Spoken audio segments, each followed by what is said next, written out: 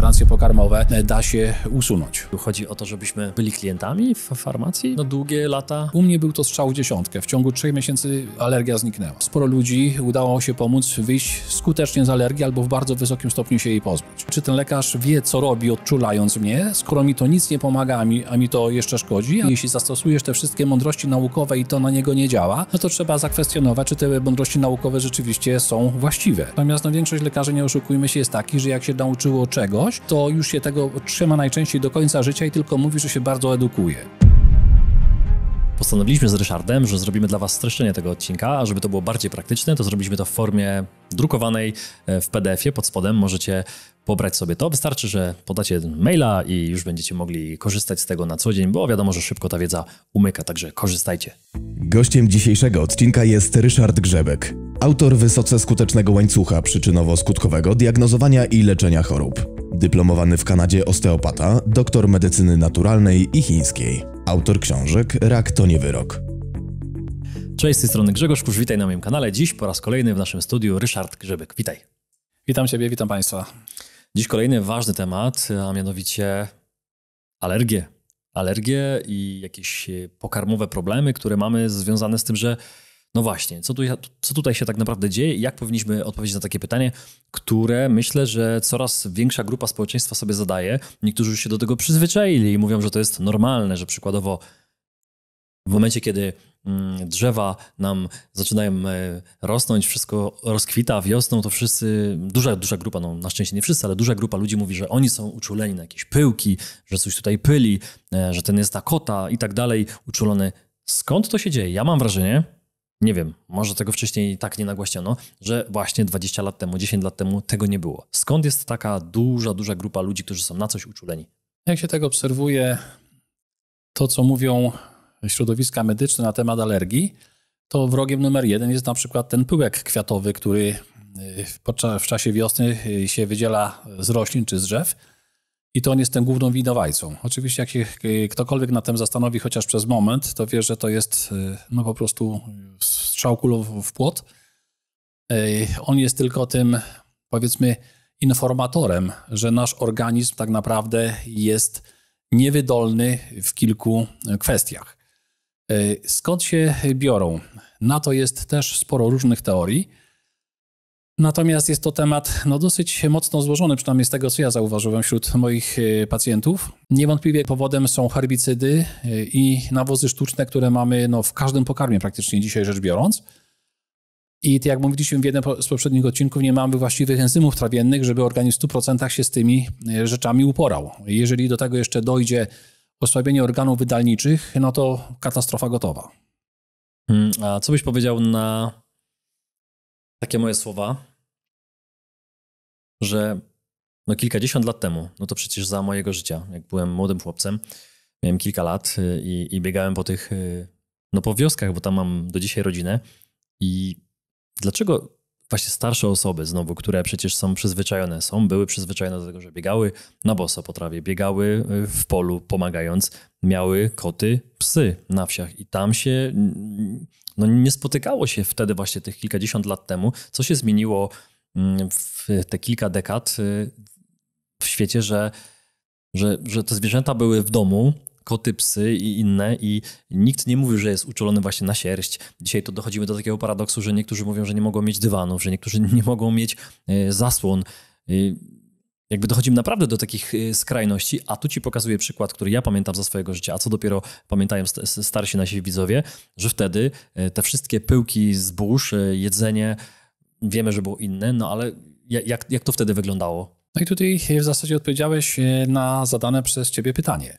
Bo fenomenalnie stwierdziłeś, że kilkadziesiąt lat temu tego nie było, więc należałoby tutaj wziąć pod uwagę to, co się stało przez te ostatnie kilkadziesiąt lat, że nastąpił wzrost tych wszelkiego rodzaju alergii. To, że akurat te alergie naprawdę potężnie, coraz bardziej się ujawniają, coraz większa ilość ludzi na świecie to ma, z czegoś to wynika. To nie jest tak, że nagle nie wiadomo z czego Marsjanie przylecieli i pojawiły się alergie. Tylko prześledźmy to, co się działo na przestrzeni ostatnich 20, 30, 40 lat, jaka nastąpiła zmiana w naszym środowisku i w naszym otoczeniu. I oczywiście ktoś powie, że wszystko możemy na to środowisko całą winę zrzucić. Tu nie chodzi o to, żeby całą winę zrzucać na środowisko i jak nie umiemy czegoś wytłumaczyć, tłumaczyć to na zasadzie ogólników czy tego typu historii, bo to jest po prostu takie trochę niefajne.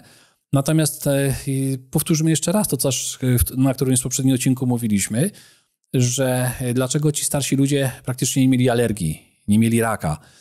Nie znaczy, że nikt nie miał, tak? Ale to było bardzo rzadkie. No, dlatego, że przede wszystkim była selekcja naturalna, dlatego, że była żywność naturalna, dlatego, że były okresy przednówku, dlatego, że nie było herbicydów, nawozów sztucznych, dlatego, że nie było konserwantów i tak wysoko przetworzonej żywności. I to mówię w bardzo wielkim skrócie, to co nas dzisiaj otacza.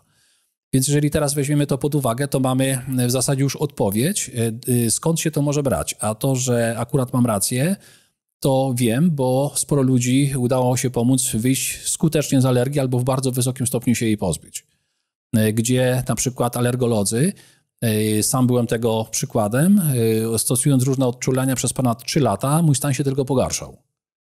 I któregoś dnia zadałem sobie pytanie, czy to jest dobra droga i czy ten lekarz wie, co robi, odczulając mnie, skoro mi to nic nie pomaga, a mi to jeszcze szkodzi. A zaczęło się od tego, że akurat była u specjalisty alergologa, do którego chodziłem, jednego z lepszych w rejonie paryskim, była spora kolejka. No i w związku z tym, że zaczęliśmy rozmawiać z ludźmi na poczekalni. Okazało się, że praktycznie wszyscy, którzy tam byli, mieli pogorszenie po tych kilku latach leczenia tymi odczulaczami. Ja mówię, chwila. Ja myślałem, że tylko ja mam takie objawy. Wtedy jeszcze nie byłem, że tak powiem, mocno zainteresowany w medycynie, w ogóle się tym nie interesuję jako młody chłopak, ale to mi dało taką informację, że coś tutaj jest nie tak z tym leczeniem. W momencie, gdy sobie to uświadomiłem, dosłownie tydzień później byłem na jakimś kursie, gdzie spotkałem panią, która widząc, że moje oczy płaczą, mój nosek cieknie, mówi, ty masz, chłopie, alergię. Ja mówię, tak, ja się leczę. On mówi, oni cię nie wyleczą, weź sobie to i to. I mówi, jak będziesz miał szczęście, to w swoim przypadku ci to pomoże. U mnie był to strzał w 10. W ciągu 3 miesięcy alergia zniknęła. A co to było? Co ci pomogło? A to jest jedno z ziół, które opisuje też w książkach Raktonie Wyrok, Perilla, która okazuje się bardzo skuteczna w leczeniu alergii wziewnych. No i właśnie chciałem... Nie wiedziałem, że o tym powiesz, o tej historii, bo nie znałem jej. Tą historię z tej paryskiej poczekalni u alergologa, gdzie można to na ten nasz polski grunt również przenieść, gdzie przecież mnóstwo osób, tak jak mówisz, wiosną, czy nie tylko wiosną, bo dzisiaj mam wrażenie, że mnóstwo dzieci po prostu już, czyli w kilkulatków polskich, no ma problemy z jedzeniem i się mówi, że nie może tego jeść. Jest cała lista jakichś produktów, które to dziecko nie może jeść, bo idzie do przedszkola. No i to jest jakiś coś, czego, no nie powiem, że absurd, bo trudno nazwać te tak jakby takie prywatne problemy. To są takie historie, które te dzieci przeżywają, no bo widzą, że czegoś nie mogą jeść, że dostają inny talerz z jedzeniem, że płaczą, że już zażywają jakieś środki, jakieś tabletki w młodym wieku.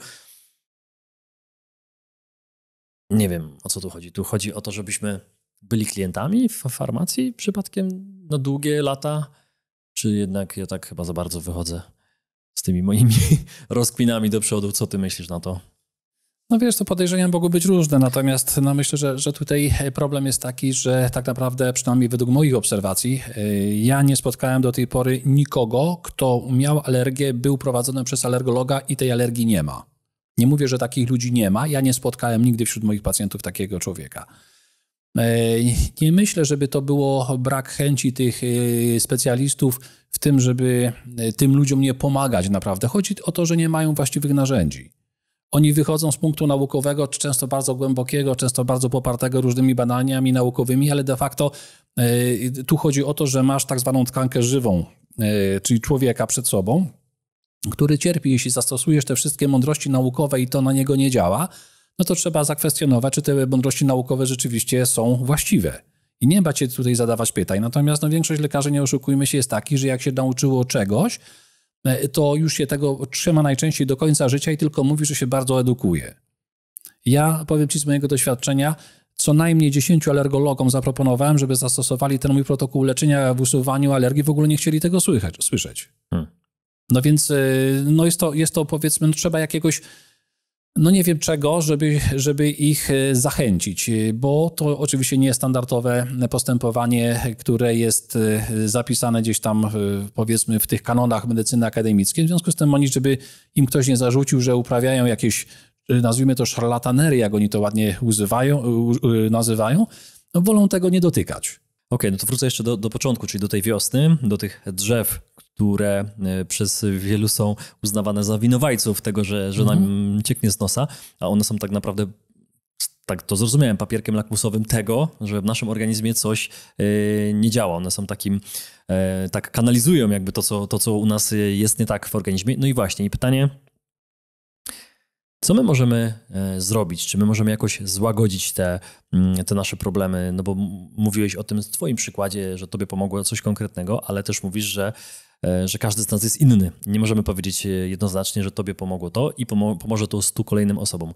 Czy dzisiaj ktoś, kto ma problem z alergiami, może jakoś na własną właśnie rękę, nie wiem, odczulać organizm samemu, czy pytam bardzo jak laik, bo nie mam tego typu problemów, więc dlatego te pytania może są nie takie w punkt, ale pytam jako osoba zaciekawiona, że jest ktoś, kto ma takie problemy i jaki powinien być pierwszy jego krok, skoro nie działa, skoro lata brania tabletek lub te tabletki sprawiają, że to działa, ale tylko na chwilę i trzeba do nich znowu wrócić za chwilę. No powiem tak, jeżeli ktoś tu nie ma trochę takiej sensowniejszej wiedzy z pola medycyny naturalnej, to może być ciężko, tak żeby sobie samemu poradzić. Nawet jak wspomniałem o tym jednym zielu Perilli, ją można ewentualnie stosować, natomiast tu też dawki, częstotliwość, długość trwania. Jeżeli ktoś na ten temat nie ma wiedzy, no to jak to przekazać w ciągu tam 2 minut rozmowy, jak to ma stosować? No też bym odradzał jak zawsze takie samoczynne, jak ja to nazywam, rzucanie się na nową informację, że ojejku, teraz powiedzieliśmy 2 słowa o alergii, powiedzieliśmy o jednym zielu, które może ewentualnie pomóc, no to teraz już wszyscy alergicy którzy słuchają tego programu, będą stosowali ten preparat. No to nie o to też chodzi, tak? Bo jeśli chodzi o samą alergię, no ja miałem szczęście, że powiedzmy cała reszta mojego organizmu funkcjonowała po prostu świetnie w tym czasie, bo byłem jeszcze młodym chłopakiem i akurat trafiło idealnie, więc ten preparat, który wziąłem, no naprawdę mi ogromnie pomógł. Natomiast później przez całe lata, gdy próbowałem tylko tym jednym preparatem skutecznie pomagać ludziom, okazało się, że nie na wszystkich on tak pięknie działa. I trzeba było wdrożyć inne procedury do tego, żeby rzeczywiście ta alergia zmniejszyła się o te 90, czasem 95%, czy całkowicie minęła, bo moim celem jest to, żeby ona całkiem przeszła. A jaki czas był od działania, od wzięcia tego, co akurat tobie pomogło? 3 miesiące z małym kawałkiem. Mhm. To tutaj nasuwa mi się takie pytanie, bo mówiliśmy o tych nietolerancjach pokarmowych, tak to chyba się ładnie nazywa dzisiaj, i alergiach. Czym się to różni? Czy one są połączone i czy one występują jakby razem? Czy można mieć i alergię na przykładowo pyłki drzew i nietolerancje pokarmowe również? Powiem tak, z mojego doświadczenia wynika, że to jest dokładnie to samo, chociaż różnymi słówkami różni mądrzy ludzie to inaczej nazywają często.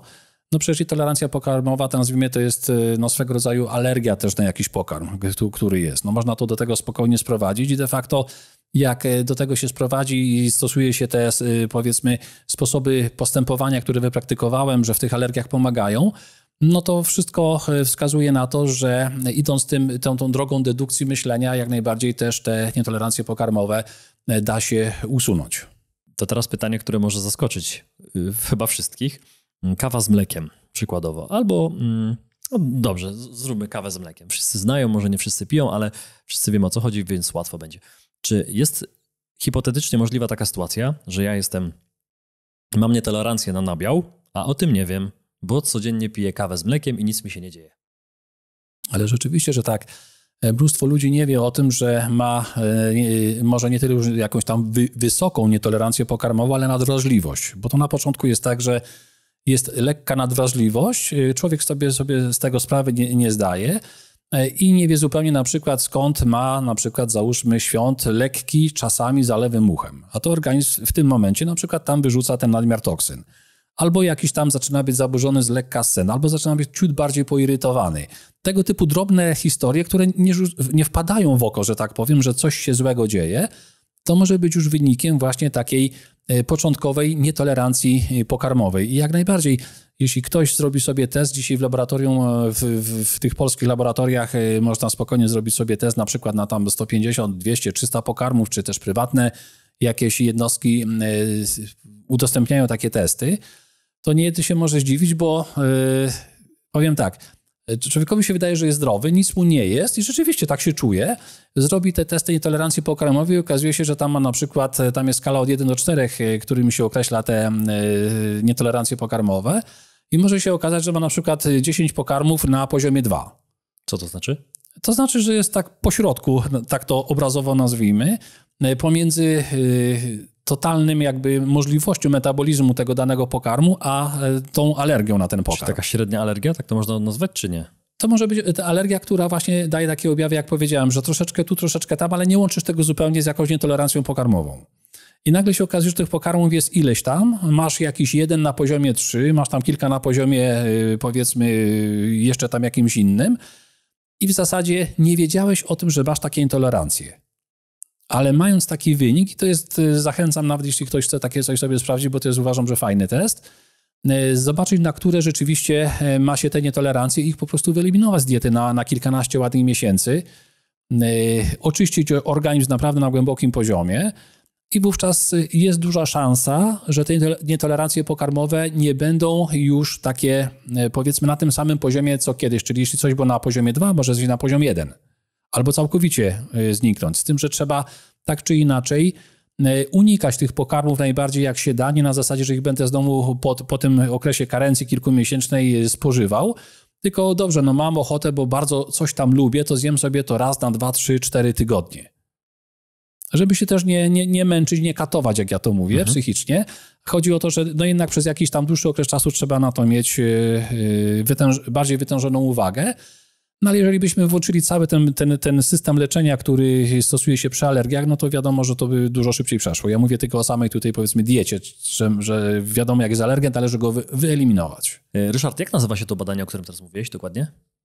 No badanie na nietolerancje pokarmowe. Myślę, że to jest ciekawe. Ja o tym słyszałem tak bardzo ogólnie kiedyś i znam też sporo osób, które są na coś uczulone lub mają jakieś inne problemy z pokarmami. No właśnie i o tych pokarmach może, no bo przecież wszyscy spożywamy. Czy są jakieś pokarmy, które wiemy, ty wiesz z doświadczenia, bo słyszałeś o wielu wynikach tych badań, tych testów, które no, bardziej uczulają, że wiemy, że na przykład no, jednak unikać trzeba czekolady, nie wiem, pomidorów, czy to zależy bardziej indywidualnie od nas? Zdecydowanie bardziej indywidualnie, chociaż no, można tam jakieś trendy pośledzić, typu właśnie uczulenie na czekoladę.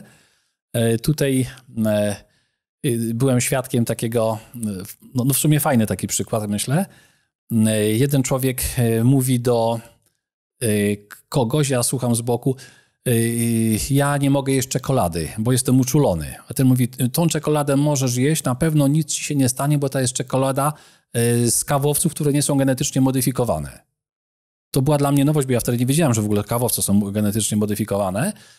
I okazało się, że ten człowiek tak nie był do końca przekonany, ale zjadł jedną malutką tabliczkę czekolady, 15 minut drugą, potem zżarł pół czekolady i okazało się, że nic nie ma. U niego, mówił, u mnie się to niezwykle łatwo objawia, bo swędział go nos po zjedzeniu czekolady. Więc ku swemu ogromnemu zdziwieniu po zjedzeniu praktycznie w tym momencie no przeszło pół tabliczki czekolady, po przeszło pół godziny nie miał nic. I przez następne, bo tam byliśmy na takim szkoleniu, dalej nie miał nic. Jest tylko jedno miejsce w Polsce, które ma właśnie czekoladę, które sprowadza te kakaowce, nie czekoladę produkuje właśnie z tych krzewów genetycznie niemodyfikowanych. I to jest, jeśli dobrze pamiętam, firma Złomianek. Cała inna czekolada na rynku jest ponoć z tych rzeczy modyfikowanych. Więc jeżeli kogoś z Państwa na przykład nie może jeść czekolady, to sugeruję poszukać tej właśnie, która pochodzi z tych owoców naturalnych i zobaczyć. No, ciekawy przykład. Ja tutaj sobie przypomniałem coś innego, bo dzisiaj jak Ryszard tutaj wchodził do naszego studia, to myślę, że warto o tym powiedzieć. Zauważył, że przygotowujemy sobie kawę z mlekiem. No i zrobiłeś taką marsową minę i mówisz, chłopaki, kawa z mlekiem. No i powiedz, Ryszard, tutaj, co tu się wydarzyło? Dlaczego przecież wszyscy pijemy kawę z mlekiem, albo przynajmniej połowa społeczeństwa pijąca kawę oczywiście, więc dlaczego nie? Dlaczego nie? No ja kiedyś mieszkając we Francji, tam zawsze był system pracy taki, że spotykamy się rano na kawie i idziemy wtedy do pracy. Tak to przynajmniej tam, gdzie ja pracowałem, tak to było przyjęte. No to wówczas ja nie mogłem pić kawy, bo ja nigdy kawy nie piłem. I ona mi nigdy nie smakowała. Więc ktoś wymyślił, to weź sobie kawę z mlekiem i będziesz mógł pić. No i rzeczywiście smak absolutnie fenomenalny dla mnie. Troszeczkę jeszcze podsłodziłem i tak sobie przez około roku czasu tą kawę piłem. Po roku czasu zaczęło się coś takiego, że tylko ja zawsze miałem to, że ja umiałem obserwować swój organizm. U mnie nie było tak, że ból pojawił się nie wiem kiedy, nie wiadomo skąd. Ja jakby mogłem cofnąć się na tyle, nazwijmy to po śladach do tyłu, że mogłem to sobie wszystko odtworzyć. No więc któregoś dnia piję tą kawę i jakieś chwilę później czuję tępe uderzenie w prawym boku w okolicach wątroby i mówię, kurczę, coś dziwnego jest. No ale jeszcze nie zwróciłem uwagi, bo tam jednorazowe rzecz, no to niespecjalnie to człowieka absorbuje. Na drugi dzień rano poszedłem, wypiłem kawę i mniej więcej około 10-15 minut później ten sam ból co dnia poprzedniego. Mówię, nie, to już kurczę nie jest przypadek. To albo mają złą kawę, albo coś jest nie tak, ale zawsze tutaj piliśmy w tej kawiarence ten, że tak powiem, płyn noblistów, tak, można by to tak nazwać. Więc coś chyba jest na rzeczy. I trzeciego dnia specjalnie, mówię, teraz zwracam uwagę z zegarkiem w ręku. Wypiłem kawę z mlekiem i znowu ten tępy ból w prawym boku. Mówię, kurczę, coś jest nie tak. I zacząłem szukać odpowiedzi. Jak ja to zawsze mówię, jeśli zadasz właściwie pytanie, to wszechświat ci otwiera tą informację dla ciebie, która akurat jest ci potrzebna. Kupiłem jakąś polską gazetę i pierwszy artykuł, jaki otwieram, wpływ kawy z mlekiem na wątrobę. Ja mówię, ciekawe, poczytam. I jakieś badanie z uniwersytetu, jeszcze dzisiaj pamiętam, z Nowego Jorku, które tam prowadzili i okazało się, że kawa z mlekiem wytwarza kwas, którego dzisiaj zupełnie nazwy nie pamiętam, bo niezwykle jest jakaś nazwa skomplikowana, uszkadza bezpośrednio wątrobę. Ja mówię, jak to uszkadza wątrobę? Jeszcze nie byłem do tego przekonany, ale już przestałem pić kawę z mlekiem. Więc i rzeczywiście to było gdzieś w ciągu tam dosłownie kilkunastu następnych tygodni. W następnej gazecie następna informacja, bardzo podobna, tylko z innego uniwersytetu. I w tym momencie mówię, rzeczywiście musiałem przeciążyć tą moją wątrobę na tyle tą kawą z mlekiem, że ona tego u mnie nie tolerowała. Zmieniłem sobie na picie kawy z cytryną i piję do dnia dzisiejszego, żadnych problemów nie mam. Kawa z cytryną to jest w ogóle kombo, takie połączenie, które może wielu powodować ból żołądka. Powiedz, czy to jest bezpieczne i dlaczego takie akurat połączenie? To znaczy, ja jeszcze żyję, więc chyba bezpieczne. Połączenie dlaczego? Dlatego, że przede wszystkim ona zmienia troszkę smak kawy. Ta kawa inaczej smakuje, nie jest taka gorzka i też alkalizuje trochę kawę. Sama kawa z tego, co też nie sprawdzałem tego jakby własnoręcznie, natomiast tego, co gdzieś tam jakieś informacje mi wpadają w ręce, kawa ma odczyn kwaśny. Dodanie tego soku z cytryny uzasadawia tą kawę, więc też jest mniejsze jakby zakwaszenie tutaj, które w tym momencie pochłaniam. Ale ze względu na szacunek do mojej wątroby siłą rzeczy nie mogłem dalej tego pić, bo uważam tak, że jeśli coś już w organizmie mi mówi, że tego mam nie robić, to tego po prostu nie robię. Może jakiś inny przykład, który naprawdę często, i to sami Państwo możecie sobie sprawdzić, zauważcie, jeśli ktoś ma na przykład alergię na truskawki, to teraz sami wyhodujcie truskawki, nie dajcie tam żadnych nawozów sztucznych, ani żadnych środków typu herbicydy i spożyjcie te truskawki, zobaczycie, czy będziecie mieli na nie alergię. Idę prawie w ciemno, że nie, bo to wielokrotnie testowałem u różnych ludzi. I jaka jest odpowiedź? Że tak naprawdę my nie mamy alergii na truskawkę, tylko na środki chemiczne, które są w truskawce. I to jest jedna też z takich rzeczy, która nam bardzo często umyka, a mi to udało się wychwycić. Znaczy tutaj mnie mocno uderzyło to, że ty powiedziałeś o tym, że potrafisz organizm obserwować i wyłapywać tak w codziennym życiu jakieś informacje, które organizm daje. Często się o tym mówi, że organizm nam podpowie, ale my tego nie zauważamy. Powiedz mi, czy to jest takie pytanie, które w ogóle nie miałem dzisiaj w głowie, ale słuchając ciebie, to mi mocno utkwiło, że czy tego się jakoś nauczyłeś, że właśnie coś cię pobolewa i pierwsza rzecz jest taka, że musimy wiedzieć, gdzie mnie pobolewa i co tam jest. To też jest inna sprawa, ale w jaki sposób po prostu w codziennym takim pracy, pędzie, zadaniach codziennych coś zjemy i nie łączymy często tych kropek, że zjadłem coś teraz i za godzinę mnie coś boli, no to ojej, może się uderzyłem, a może ze stresu. Często ten stres jest takim winowajcą każdego chyba bólu, który nam się pojawia w organizmie. Jak do tego dotrzeć, do takiego stanu, takiej świadomości? Myślę, że takim inicjatorem było coś, co mi się to niezwykle kiedyś bardzo spodobało i zwróciło moją uwagę na to, jak w ogóle nie słuchamy naszego organizmu, tylko traktujemy go jako przedmiot, który coś tam ma dla nas robić. Jeśli w ogóle zdajemy sobie sprawę z tego, że jesteśmy zbudowani i z ciała i powiedzmy z tego umysłu czy duszy, jak to tam kto nazywa, niektórzy mówią nie mieszać umysłu z duszą, ale już nie wchodźmy w te filozoficzne tutaj rozprawki. Przeczytałem kiedyś taką krótką relację, jak jeden biały człowiek zaprosił Indianina w Nowym Jorku, żeby go odwiedził. I szli sobie przez Nowy Jork i samochody jeżdżą, jak kto tam był, to tam wie, jaki jest hałas. I ten Indianin sobie spacerując z tym białym człowiekiem, nagle się odwrócił, poszukał coś tam oczami między tymi kamiennymi płytami, poszedł i wyciągnął skądś świerszcza.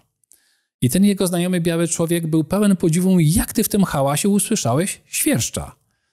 Mówi, no tak, że ja po prostu jestem jakby ustawiony na te odgłosy natury, więc to go znalazłem. I ten Indianin zrozumiał, że biały nie bardzo mu wierzy i szli sobie dalej i Indianin wypuścił chyba 1 centówkę czy 1 dolarówkę, nie wiem jakie tam nominacji są, na chodnik. Biały natychmiast się obrócił. Mówi, jak ty usłyszałeś w tym hałasie ten dźwięk tej monety uderzającej o chodnik. I ten biały wtedy zrozumiał, że po prostu on jest wyczulony na te dźwięki cywilizacji, stąd to usłyszał. Ja myślę sobie tak, skoro ten potrafi usłyszeć świerszcza i my jako biały człowiek usłyszymy brzęk spadającej monety, to najprawdopodobniej potrafimy słuchać naszego organizmu, tylko trzeba się tego nauczyć. Mocne. Trochę obrazujące stan naszej cywilizacji, może nie całej, ale wielu ludzi, którzy właśnie to zdrowie, taką samoświadomość organizmu gdzieś tam zepchnęli na drugi plan, a może nawet się nigdy nie zastanawiali za swojego życia młodego. Często nasi widowie są młodzi i dopiero piszą w komentarzach, że dopiero jakby wyszli z tego Matrixa i nauczyli się. Będąc przed chwilą na obiedzie rozmawialiśmy o tym, że będąc w jakimś środowisku, rodząc się w rodzinie, każdy się rodzi w jakimś miejscu, no to nie mamy tak naprawdę wpływu na to, jaki program zostaje nam wgrywany przez rodziców, przez osoby w szkole, później w pracy. Gdzieś trafiamy do jakiegoś środowiska i te osoby, które coś wiedzą, no nam sprzedają, mówiąc kolokwialnie, ten plan na życie. Również plan zdrowotny, tak bym powiedział, tak? Czyli to, co nasi znajomi, nasi koledzy, nasze rodzeństwo robi, to znaczy my to często kupujemy bez chwili zawahania, bez chwili zwątpienia, bez zadania takiego pytania, czy na pewno to co ktoś robi jest poprawne. Ale absolutnie tak to działa właśnie. Dopiero wtedy najczęściej ból nas przywołuje do porządku, bo jak jest ból, to się zaczynamy zastanawiać, może nie od razu, ale jak już trochę dłużej poboli, skąd on się wziął i dlaczego akurat nas dopadł. To jest taki, powiedzmy, prysznic od życia, który jest nam dany, żeby nam zwrócić uwagę na to, że coś niedobrze robiliśmy. Tylko większość ludzi tak, jak zwłaszcza tych, którzy nie zwracają uwagi na odczucia swego organizmu i tak na to nie zwraca uwagi, tylko weźmie tabletkę przeciwbólową, czym się tam chce posmarować i myśli, że to rozwiązuje sytuację. No i często jeśli to jest początek, to rzeczywiście rozwiązuje, ale jeśli, jak mówię, jest dłuższy ból, nawracający ból, to on ci sygnalizuje ewentualnie jakiś konflikt, który masz w sobie, w swojej psychice, z tych właśnie programów, o których wspomniałeś, no i trzeba ten konflikt rozwiązać. No i właśnie, nagrywamy to po to, żeby rozwiązywać te problemy, przynajmniej dawać taki sygnał, taki zalążek, można powiedzieć, że chciałbym wam życzyć, żebyście usłyszeli tego świerszcza, tak odnosząc się tak do tej świetnej historii. I myślę, że tu możemy chyba zakończyć. Ja dzisiaj naprawdę jestem mocno zahipnotyzowany, to mogę dobrze powiedzieć, tą historią. Widzę tą ulicę Nowego Jorku i tego świerszcza i o niczym innym teraz nie myślę, naprawdę o tym świerszczu. To było super, to naprawdę bardzo dobra historia, która w głowie mi buduje, maluje obrazy. Myślę, że zostawimy tu dzisiaj widzów z tą myślą. Przypomniałem sobie jeszcze jedną rzecz w tym momencie. Pamiętam, jak opowiedziałeś mi historię. To też myślę, że dużo mówi o ludziach, że czasami mają rozwiązanie blisko albo jakąś pomoc, ale z tego nie korzystają. Opowiadałeś, miałeś swój wykład, tak? Chciałem, żebyś jeszcze na koniec przytoczył tą historię. Ona może być różnie odebrana, ale zapomniałem o niej, ona miała być w środku naszej dzisiejszej rozmowy, ale jakby na koniec ją zostawmy, ona też jest mocna. Pokazuje, że szukamy czasami, dostajemy rozwiązanie, a mimo to nie korzystamy. No była taka sytuacja dawno temu, kiedy jeździłem po Polsce z wykładami. Zajechałem do jednego miasteczka i jakoś niefortunnie zacząłem od samego początku, bo przedstawiłem się oczywiście i powiedziałem, tu są moje książki, cena taka i taka, tu jest dużo ciekawych informacji, w tym takich rozwiązań podstawowych na wiele dolegliwości. Ktoś będzie chciał, to może je nabyć. Rozległo się ze sali dużo głosów, o to za drogie, no gdzie taka cena, ojejku, w ogóle przyjąłem krytykę, no co miałem zrobić, tak? Ale myślę sobie, no jak tym ludziom powiedzieć, że te książki są wartościowe? Więc zadałem pytanie, kto z Państwa ma alergię? No to podniosło się mniej więcej 1/3, może 1/4 rąk tych ludzi, którzy byli na sali. Ja mówię, kto z Państwa chciałby się z tej alergii pozbyć? To znowu prawdopodobnie ta sama liczba rąk podniosła się do góry. Zadałem kolejne pytanie. Kto z Państwa jest w stanie zapłacić mi 2000 zł za, powiedzmy, w ciągu roku usunięcie mu tej alergii? No to tam powiedzmy z tej liczby ludzi, którzy podnieśli ręce, być może około połowy podniosło ręce ponownie. Ja zadałem kolejne pytanie. Proszę mi powiedzieć, czy tych, których nie stać na 2000, a chcą, żeby się pozbyć alergii, zapłaciliby mi 1000 zł. Znowu się sporo rąk podniosło, a ja mówię, patrzcie, a te książki kosztują tą cenę, którą wam wymieniłem, dużo mniejszą od tych kwot, jesteście w stanie to zapłacić. No właśnie, to pokazuje, że często jakby szukamy rozwiązań tam, gdzie ich nie ma, a te, które mamy przed sobą i dostajemy, z nich nie korzystamy. Jakby próbujemy odkrywać koło na nowo, tak się mówi. No i myślę, że tą historię możemy dzisiaj zakończyć i podziękować Ci, Ryszard, za potężną... Za kilka historii. Za kilka historii, tak. Możemy tak powiedzieć. Kilka historii, między innymi historię o świerszczu, którą przypominam na zakończenie jeszcze, bo naprawdę była dla mnie mocna i taka, która pokazuje, na co często zwracam uwagę, a o czym zapominamy. I myślę, że nagrywamy również po to, żeby Wam o tym przypomnieć, że nie tylko o inwestycjach będziemy tutaj mówić finansowych, ale głównie, może nie, ale również w tych czasach, również w tych inwestycjach w zdrowie. Dziękuję, Ryszard. Dziękuję Tobie, dziękuję Państwu. Wszystkiego dobrego.